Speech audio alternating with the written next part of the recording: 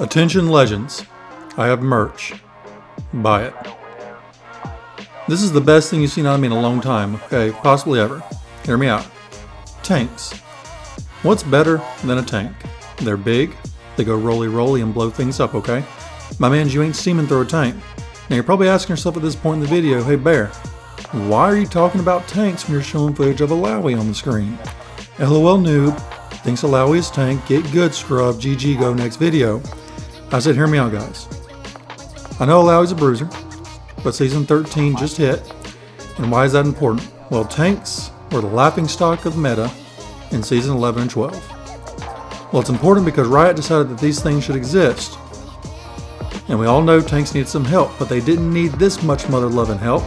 I don't know who at Riot needs to hear this, but the secret ingredient to new items and champions doesn't always have to be cocaine.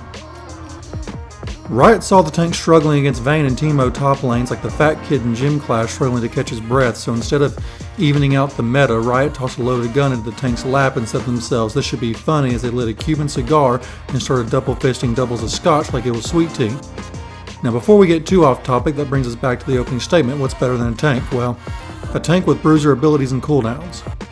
The new Iceborne item allows Illaoi to build a sheen in its build path, thus eliminating the need for a Divine to do reasonable damage. Yes, you'll miss max health damage, but you still get on hit.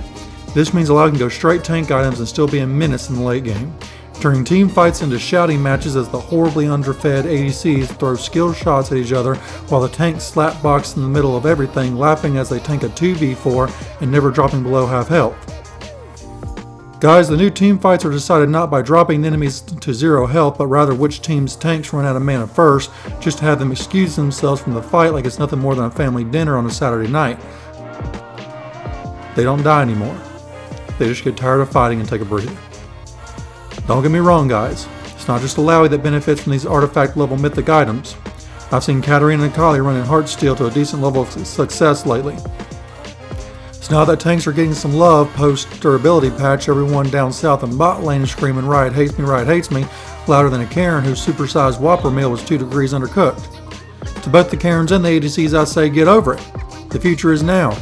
Riot is running such a ridiculous scam with these new champions and the new items that I'm amazed they don't have their own cryptocurrency already.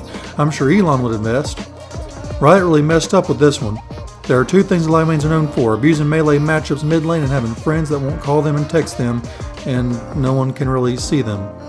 And I'm sad all the time. Alright, moving on.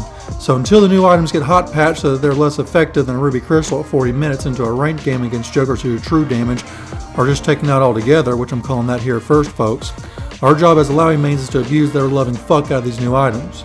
So without further ado, I present to you Exhibit A, Illaoi going full tank with Iceborne Gauntlet. Have you ever wanted to tank an overfed bot lane and mid lane at the same time and kill them by yourself just to take tower and get the infamous Illaoi brain dead chant messages in all chat? Then go Iceborne Illaoi, where the pain doesn't hurt and you're depressed all the time because your mom never responded to your love letter. Chin up Romeo, it's not the final act yet. So you want to start corrupting potions, the back for Sheen, then boots of choice. Shouldn't have to be said, but I know some of y'all will try building tabbies into an Nari matchup. Choose a boot that's going to protect you against your laner. Or if their team is mainly AD, then go tabbies, AP, then merc treads. Think about the long game if you're winning lane hard, otherwise focus on making the tentacle go smashy smashy on their little heads. After that, finish out Iceborne, then work on either Spirit's Visage or Thornmail. You want to start building health and armor quickly. The new take items make everyone a tank, but you're not unkillable, Caesar. Memento Mori. After that, I like the new Sunfire and then building a Stone Plate for final item. You'll have enough health for the shield on Stone Plate to make you a demon, and enough armor MR to make the Yone think twice about swan diving into your lake of love. The only negative I will say about the Iceborne Gauntlet is it lacks MR. This is easily offset by Force of Nature, Spirit's Visage, and Stone Plate, plus the tenacity and slow resist is getting more and more useful as Riot unleashes a barrage of CC carrying champions for all roles whose sole purpose in life is to push the old blood out of the game to make way for the Fortnite playing kiddies who watched Arcane and thought, yeah, let's play League. As for the runes, oh baby the runes, this is where it gets exciting. You want to run Grasp of the Undying. This will allow you to drain the enemy while healing you every 4 seconds. You'll pick up Demolish, Conditioning, and Overgrowth. After that, we're running Precision, Secondary Tree with Triumph and Legend Tenacity. We aren't stopping for anybody. Then we'll go Adaptive Force Armor and MR depending on team comp. You can exchange Legend Tenacity for Last Stand if you're the only tank on the team for a little extra a little extra spice, a little spicy, but that's hell of a word, spicy. In one sense, it can be used to describe the commander deck you shove 6 Eldrazi into to mollywop your friends who refuse to play Magic with you. But once a year. On odd, converted years. The next sentence, it could be used to describe the ramen you got from the market with the funny red lines on it and the cartoon character with steam coming out its ears on the packaging. But in this instance, it's simply used to describe the level of bullshit you're about to force the opposing 5 players into for the next 20 to 30 minutes. You see, Illaoi running Conqueror with Divine and Death's Dance is still her most effective form. But in the era of tanks and endless CC chains that you'll suffer as an immobile champion, there are some things to consider. Are you living long enough to use your kit, and are you the only frontliner in the world of uncertain squishies? And if so, consider Jak'Sho or Iceborne. Jak'Sho has little benefit to Illaoi except the armor and MR ramp. This offers her a little, and I do mean little, bit of sustain. Nothing along the lines of Divine Sunder though. But going Jak'Sho and then rushing every item that stacks armor and MR depending on opposing team comps makes her a 9-killable Demon King. But at the sacrifice of power, she won't be taking any shit off anyone, but she certainly won't be shitting back on them in any way.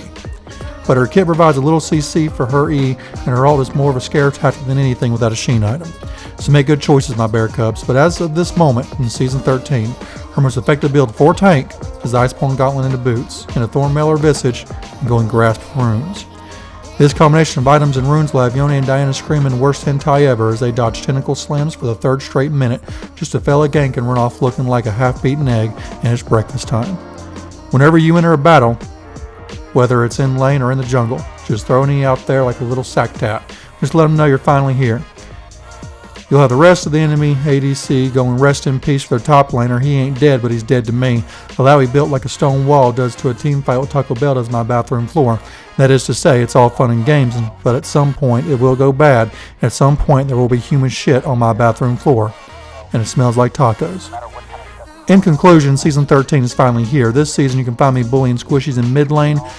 I'll be in witness protection from all the Mundos and Shins who are building Heartsteel and Warmog's second item and doing fuck you damage at breakneck speeds. I expect tank items to get very serious nerf here in the near future. Perhaps next patch even.